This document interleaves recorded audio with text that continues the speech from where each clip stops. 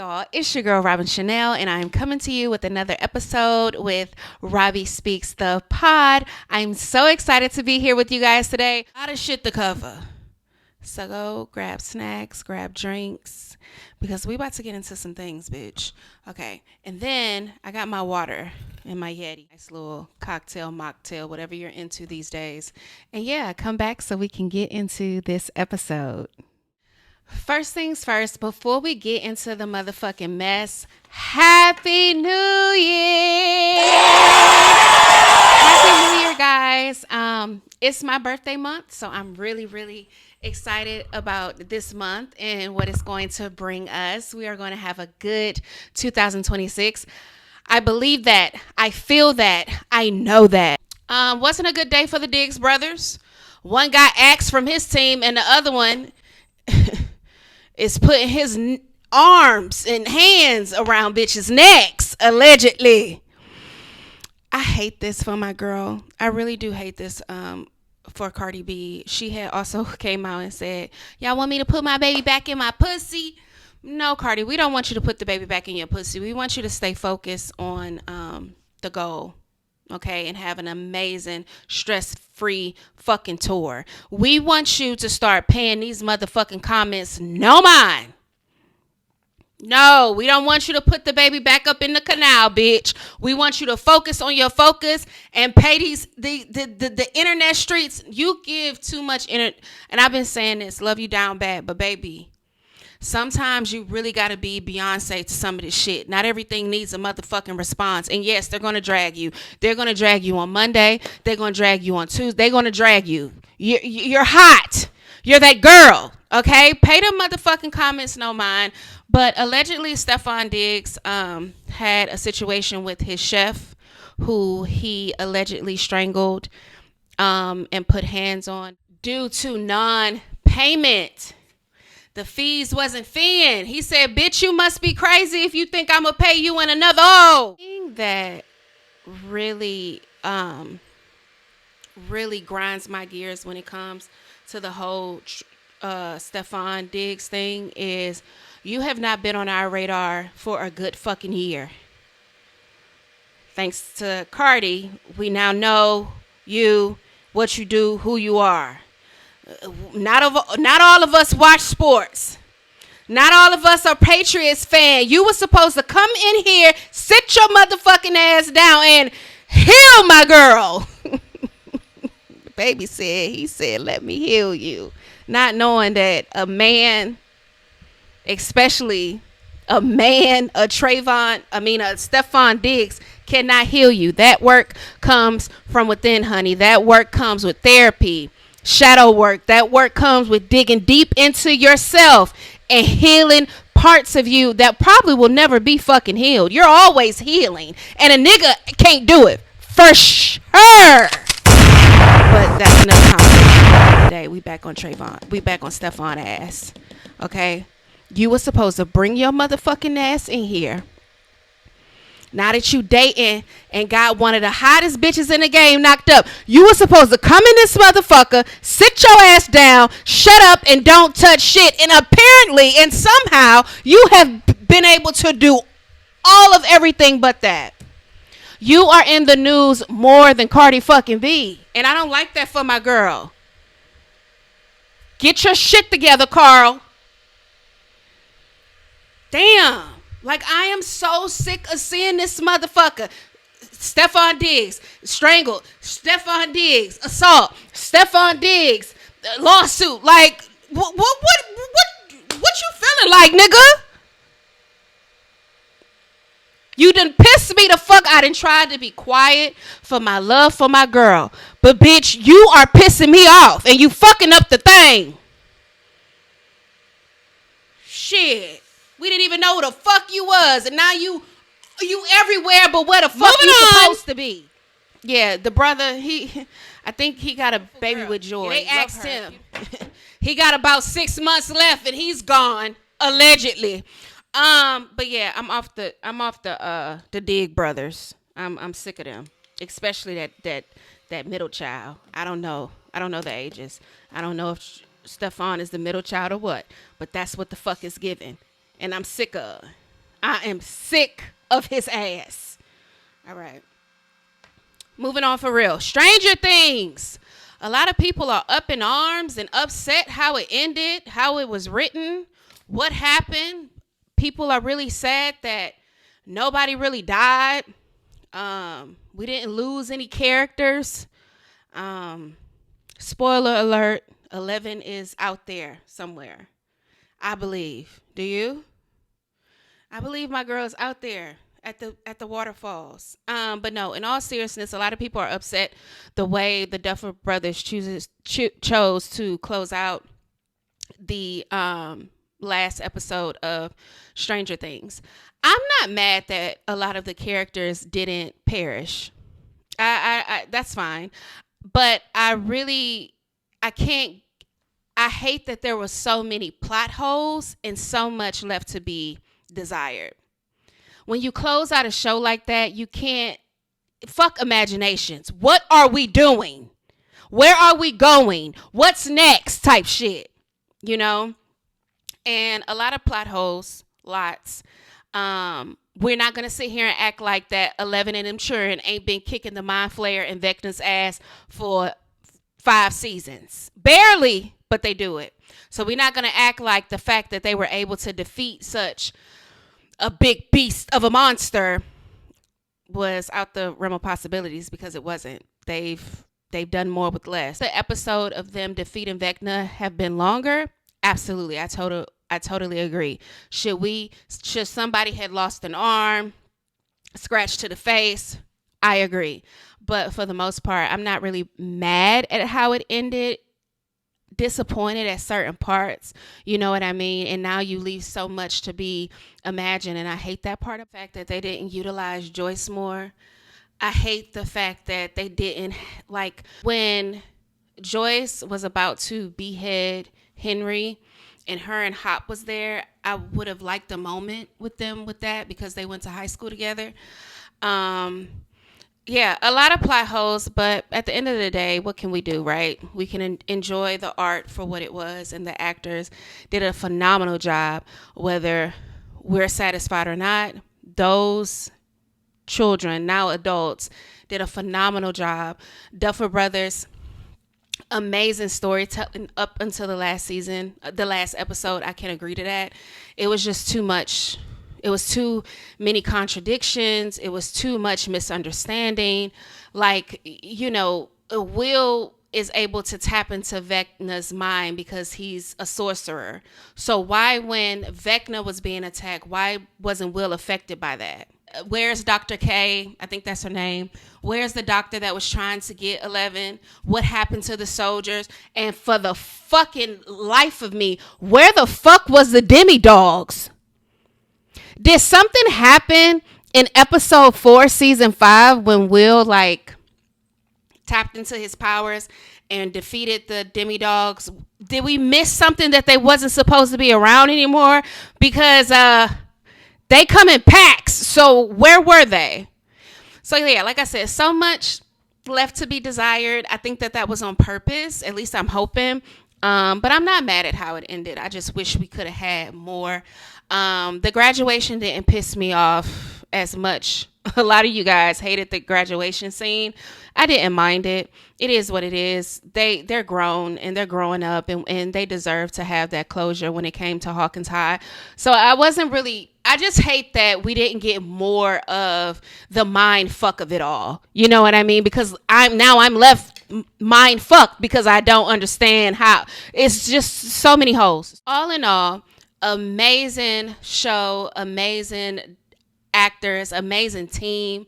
The end of a fucking era for sure. We watched these kids grow up into amazing actors, and for that I can appreciate what they were able to do for the last episode. If you have not watched Stranger Things, please make sure you tune into Stranger Things. It is an amazing show, and I don't think that you will be disappointed. Moving on. So Tashana Arnold sat down with one of my favorite comedians, Dion Cole, and basically put the whole colorism between her and Martin to rest. And I am so happy that she did that. I'm a millennial, right? And I said in a previous episode, we grew up with the Richard Pryors, Red Fox, Martin Lawrence, Bernie Mac. You guys, you new age people, the ism crew, the ist motherfuckers. Y'all would not have been able to last. Y'all would have thought everything was a fucking ism because you're too sensitive. You're too uptight. Not everything is hate. Not everything is phobic. Not everything is a ism. Some shit is just black and motherfucking white. It is what it is. I'm so glad that she came out and made that, because Ari Lennox went on maybe it was a year ago, and she was like how the scenes between Pam and Martin was rooted in colorism. And I'm just thinking to myself, no, two people that were best friends that joned on each other, that joked about each other, and hers just so happened to come with her having BDBs. If you got BDBs, if you got naps in the back, comb them. That has nothing to, so like everything isn't rooted in an ism. It's not rooted in colorism. And you had to be growing up during that time to really appreciate the relationship that Martin and Pam had with one another. It was simply just reading the lines and cracking jokes on each other, girl. At least that's how we looked at it back in the day. Now that it has resurfaced, it's Martin hated dark-skinned women, or it was colorism. No, it wasn't. It was just two people joking, two people cracking on each other, two people joning on each other, two people roasting. Like, y'all, we gotta chill. Like, laugh more. Go touch some motherfucking grass, bro. So she sat down with Dion Cole and basically debunked Martin being anything but an amazing person to work with her. And we know that Martin has had his run-ins in the past and things like that, but we're specifically talking about his relationship with Tashana Arnold. And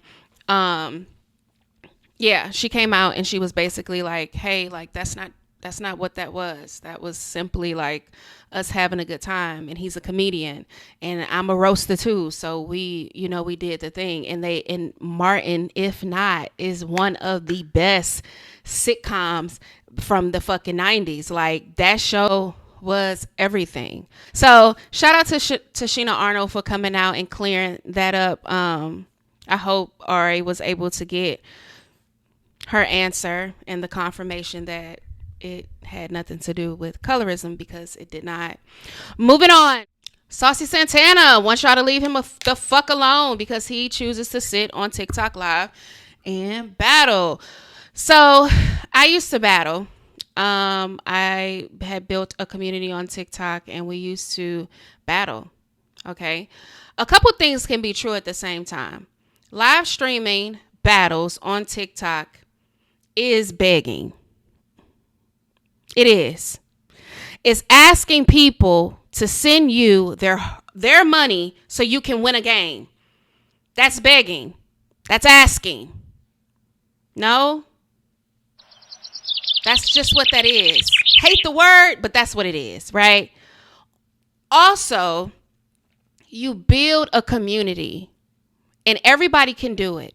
You can prop up your camera and go live and build you a community and start battling. And if they rock with you, if they fuck with you, they want to see you win the game, they're going to send their money. The thing about it is, we don't know who these people are that's sending the money. And apparently, if they're supporting Saucy Santana, they can afford to send him the funds. Can we all agree? If you can afford to send, not just Saucy, any live streamer, if you can afford to send your money to your fave, what's wrong with that? Okay? So the first thing is, it is begging. The second thing is, you can also build a community of people that fuck with you the long way. You can start live streaming and battling, and they will send you funds for you to win the game. Got it? Got it. Nothing is wrong with none of those things. I think the reason why Saucy Santana is getting a lot of heat for him being on TikTok is because some people feel like that money can go towards somebody that really needs it. Right? Because in the public mind, Saucy Santana is a celebrity. Saucy Santana has hits that stick like grits. Santana has albums.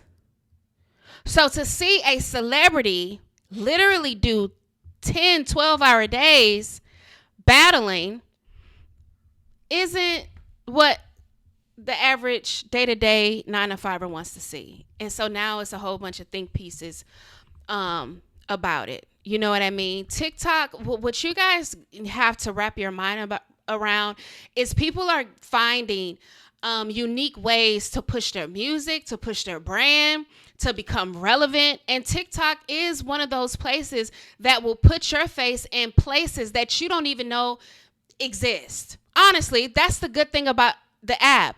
Another good thing about TikTok is you can build community. You can build a community of people that every day you click that live button, them motherfuckers are going to be in there and they watch you from sun up to sundown. Okay? It's nothing wrong with those things. I just think there is a section of people that's like, you're a fucking musician. Where's the music? Get the fuck off of TikTok and go to the studio. I also understand that side. Also understanding the side of, well, that money that you get, are you paying it forward? We don't know that. You can't pick apart what the fuck somebody chooses to do with their brand.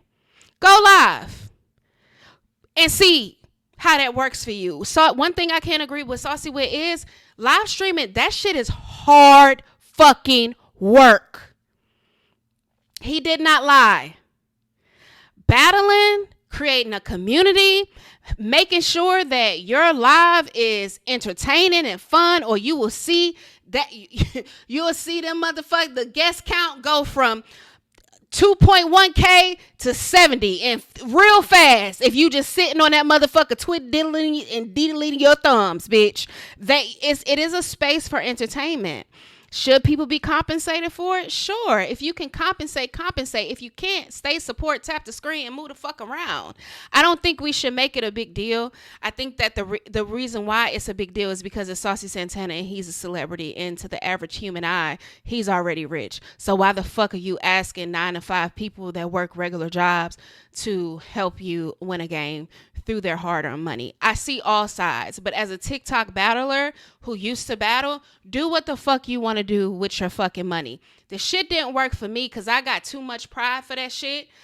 If it seems like once people start to really show up for you and send you money, they feel like they're obligated to your time. They're obligated. It's too much to go into that shit. It can be toxic. It's a lot to it. So the people that do go live and they're able to create a community that will show up to them every game. People are buying houses battling on TikTok. People are buying foreigns battling on TikTok. So instead of like hating and being negative about it and looking at it from a negative perspective, prop up your motherfucking camera and go live and try to build a community that will show up for you every game and send you their hard-earned money. And then maybe you'll have another, like outlook to the shit, because it's not easy. So if those people are showing up for Saucy and they choose to send their money, that's between them and Saucy. That's really none of our motherfucking business. But I will agree with him. It's not easy. Y'all are mad at the success. Y'all are mad that motherfucker is able to get Birkins and give Birkins and Louis Vuitton bags and shit like that, which I get it. But at the same time, you have people that show up. And they're going to keep showing up because he's Saucy Santana and he's built a loyal TikTok team. Because, see, the people that follow you on TikTok and your battle community are two total different two communities. The people that like your shit ain't the same people that's going to be sending you money. So it's a lot that goes into that situation. I think we could be a little bit more nicer when it comes to that, because it's not all Saucy fault. Y'all gotta hold people that choose to send him their hard-earned money accountable. It's not his fault. He's built his team to be able to do what he wants to do, and it's nothing wrong with that. So, moving on. So, Celina Powell woke up this morning and wanted y'all to know that she was in bed with Offset. Whoopsie fucking do. And when I saw this, I was like, yuck! Am I the only person that when I see these niggas with this girl, I think of all venereal diseases? You dirty nigga. Gone on. Ew, yuck. And you know she's gonna expose your motherfucking ass for clicks and fucking views. And you niggas still proceed to lay down with this fucking nasty 304. I'm sorry, we gotta call a spade a spade. Offset. Hey, listen. All the shit that's been said about her and all the shit that she's done, and you niggas still fall for it. You niggas is dumb. And y'all lay down with anything. And that's sad. So really think that most women are able to just sexually perform several times a day, every day? I heard coming up that I can lay down longer than you can stand up. Love and Marriage, Huntsville, Maurice and Kim sits down with looks to be their therapist. I stopped watching this show after Kim announced that she had cancer. I haven't watched since then. The last thing I remember seeing, or that was the last season that I had watched. And I remember when she was going through maybe chemo or radiation, it's vague, so forgive me, her libido decreased. And he made it a big deal that she wasn't in the mood to sexually satisfy him and to have sex with him.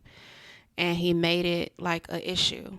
I saw that episode and he still tried to like push the issue of her sex with him. I thought that he was the most disgusting human being ever, and I hadn't watched it since. Same applies today. All this motherfucker cares about is a mother he doesn't care about. And the thing about it is, like, don't get me wrong, sex is important, right?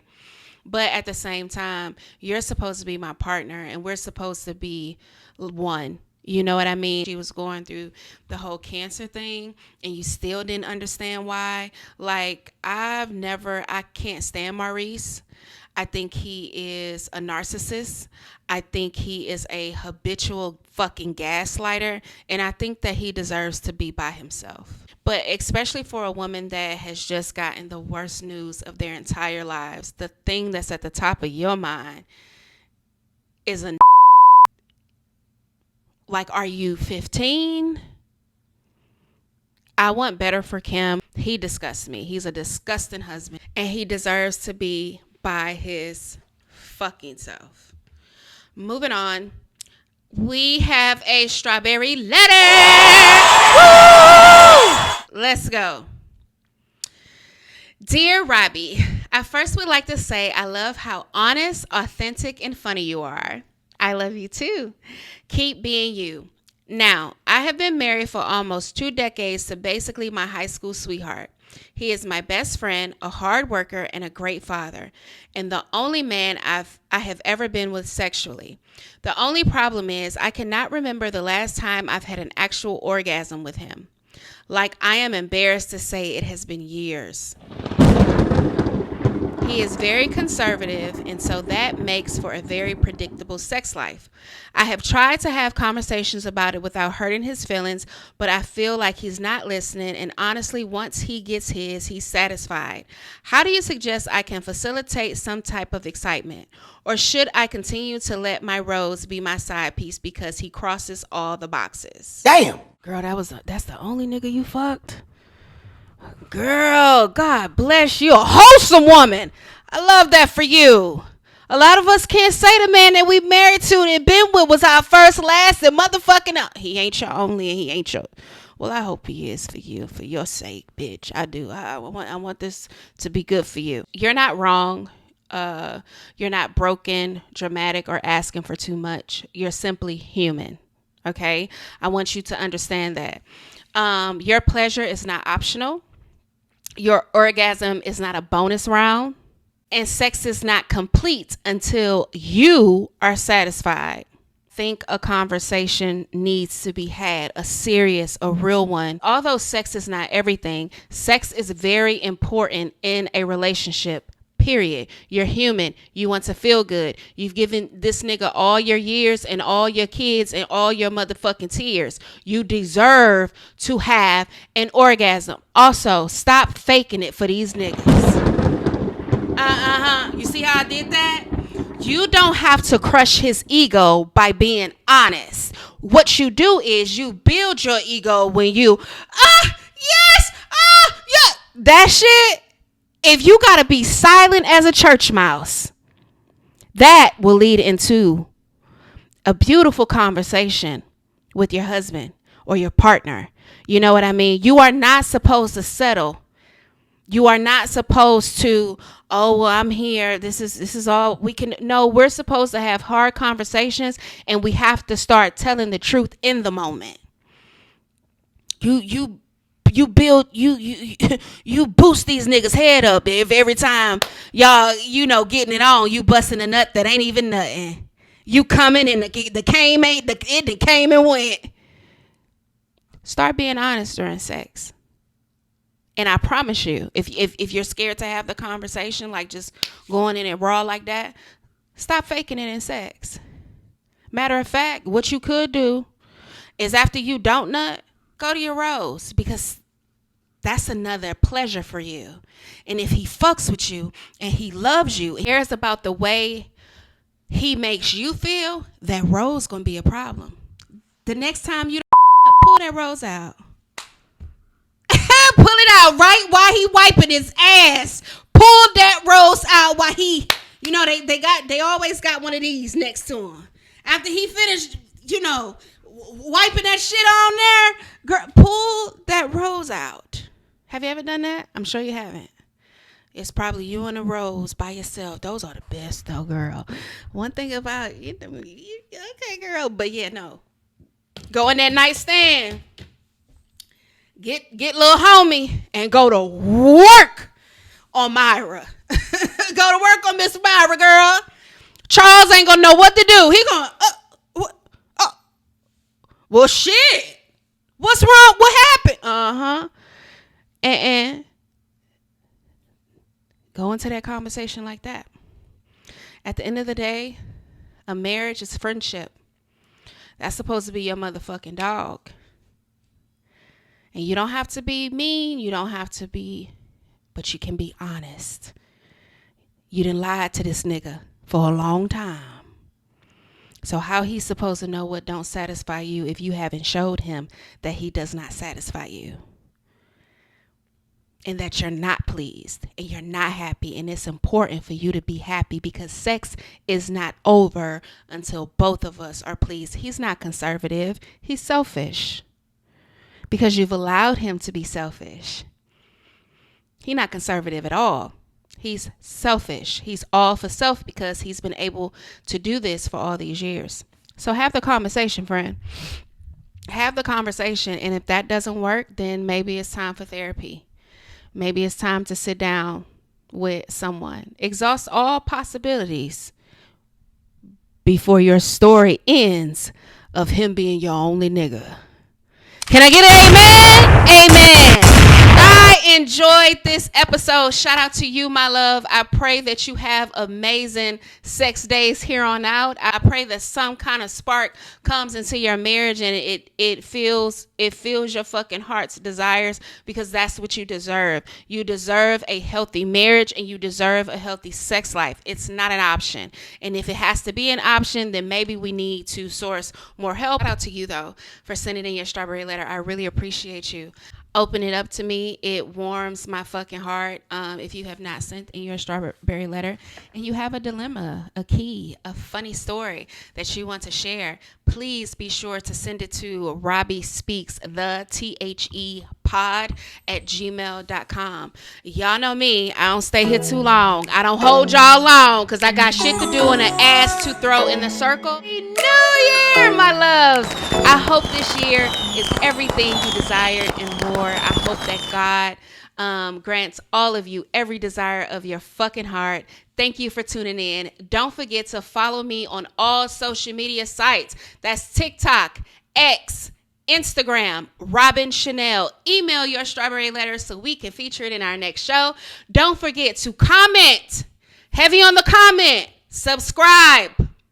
Give this episode a thumbs up. And as always, I love you guys. I'll see you in the next one. Bye.